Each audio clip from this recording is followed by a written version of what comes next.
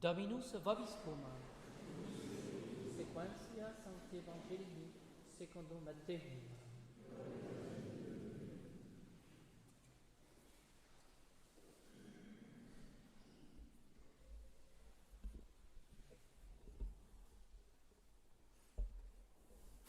En ce temps-là, les 11 disciples s'en allèrent en Galilée, sur la montagne, là où Jésus leur avait ordonné de se rendre. En le voyant, ils se prosternèrent, mais certains eurent des doutes.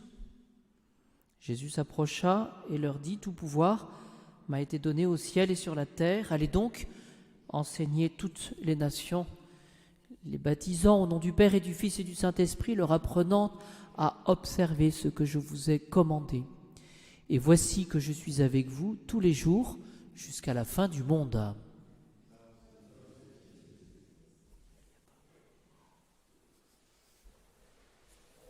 Ce soir, je vais vous parler j'ai pris 2 citations pour expliquer l'Évangile.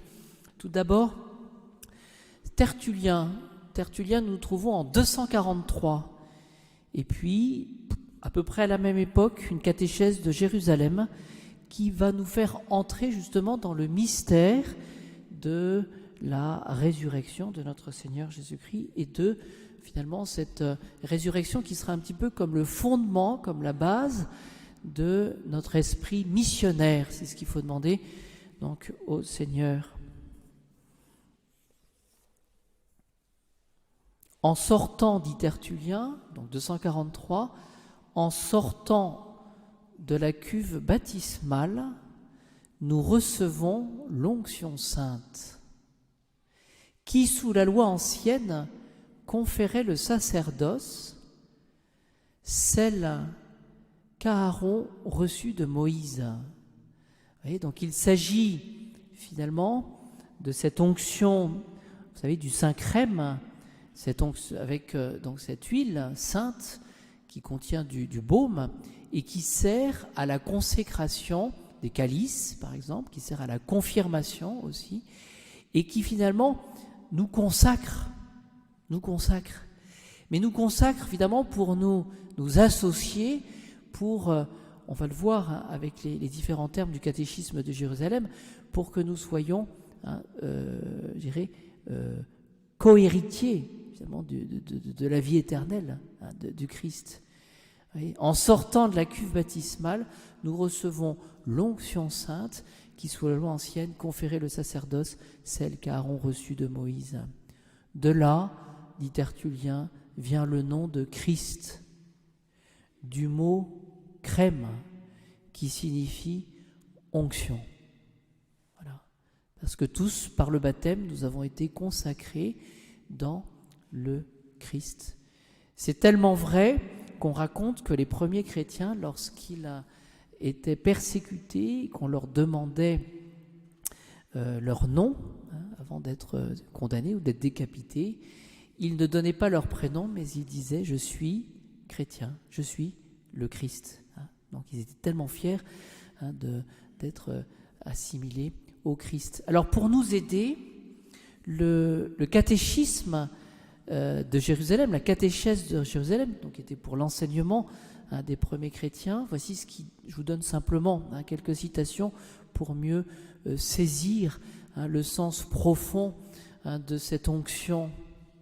Par la chrismation, le baptisé devient Christ. Et donc devenir Christ. C'est-à-dire finalement, il y a un état antérieur, un état ensuite postérieur, vous voyez, devenir Christ. Il y a un changement dans l'âme. Et c'est bien à cela que nous sommes invités en ce moment, pendant cette octave de Pâques, à devenir Christ. Autre terme, configuration au Fils de Dieu. Configuration au Fils de Dieu. Précisément, ce titre, c'est ce que les Juifs refusaient, justement, c'est le motif de la condamnation de Jésus. Vous voyez, tu te dis Fils de Dieu. Voilà. Et ça, nous le refusons. Vous voyez, configuration Christ. Le chrétien, lui, qu'est-ce qu'il fait ? Il va endosser, d'une certaine manière, eh bien, cette condition de Jésus comme Fils de Dieu. C'est ce que saint Pierre dit d'ailleurs quand nous devenons déiformes. Dieu, toujours pour expliquer cette notion, Dieu nous prédestine à la filiation adoptive. C'est-à-dire qu'il y a justement dans l'adoption une transformation de nature justement parce qu'on prend le nom et on reçoit l'héritage. Nous sommes tous donc enfants de Dieu et il y a par cette adoption divine qui fait que nous devenons enfants de Dieu. Prédestination à la filiation divine. Oui, le bon Dieu est pour nous un Père et nous avons l'héritage. D'ailleurs, on le dit pour le baptême. J'aurai la grâce de baptiser là, demain et après-demain. Voilà. Que demandez-vous à l'Église de Dieu ? La foi. On est en plein dans la fête de Pâques. Que demande la foi. Et que vous procure la foi ? La vie éternelle. Oui, ça donne un petit peu cette filiation adoptive. Autre terme, nous sommes participants au Christ. Participants. Et cette notion de participation, finalement, induit cette communion, vous voyez, non pas plénière avec le Christ, on ne devient pas le bon Dieu, mais il y a une participation. C'est-à-dire qu'on va posséder ce qui caractérise le Christ, donc il est le bon Dieu, mais on l'aura à un degré moindre. Mais on le possède réellement, quand même, cette vie de Dieu, on la possède réellement. Voilà. En recevant aussi l'empreinte du Saint-Esprit. L'empreinte du Saint-Esprit, c'est toujours la même chose. Qu'est-ce que c'est qu'une empreinte ? On parle de sceau. Le sceau, pour une lettre, authentifie celui qui a écrit. C'est-à-dire que du coup, on devient serviteur du Christ en recevant l'empreinte du Christ. Et le catéchisme précise, et c'est ce que nous allons retrouver aussi dans l'Évangile, pourquoi devenir Christ, pourquoi être configuré au Fils de Dieu, pourquoi être prédestiné à cette filiation adoptive, pourquoi être rendu participant, pourquoi avoir cette empreinte. Il y a une finalité pour porter la bonne nouvelle aux pauvres, pour pouvoir porter la bonne nouvelle. C'est-à-dire finalement témoigner de l'enseignement du Christ et de la personne du Christ pour nous donner le ciel. Voilà, c'est ce que dit Jésus, vous voyez, même à ceux qui ont des doutes. Tout pouvoir m'a été donné au ciel et sur la terre, et il donne la mission, allez enseigner toutes les nations, les baptisant au nom du Père et du Fils, vous voyez, et voici que je suis avec vous tous les jours jusqu'à la fin du monde. C'est-à-dire que cette assistance qui est donnée pour prêcher l'Évangile et la bonne nouvelle, elle est donnée à tous ceux finalement qui sont chrétiens. Je termine. Vous savez que pour le Saint-Crème, il y a le baume. Alors, le baume représente, signifie l'allégresse spirituelle, cette joie d'être devenu finalement chrétien, disciple du Christ, et qui va nous encourager justement à témoigner et à communiquer par notre ministère cette vie du Christ dans les âmes. Voici ce que conclut la catéchèse.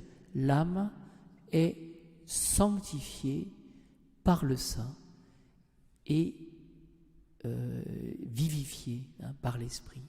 Oui, donc il y a vraiment cette vocation de devenir saint, c'est-à-dire séparé, on devient consacré, et en même temps on possède véritablement la vie vivifiée par l'Esprit.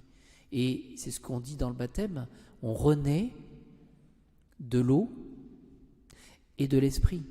Et c'est ce que je dirais tout à l'heure dans la préface de Pâques et aussi dans le canon. On va prier tout spécialement en haut en Kijitour, on va prier spécialement pour ceux qui sont renés par l'eau, de l'eau, par l'eau et l'Esprit. Et c'est ce qui nous concerne tous. Alors demandons vraiment au Seigneur de nous donner cet esprit missionnaire et de nous donner cette joie d'être configurés au Christ.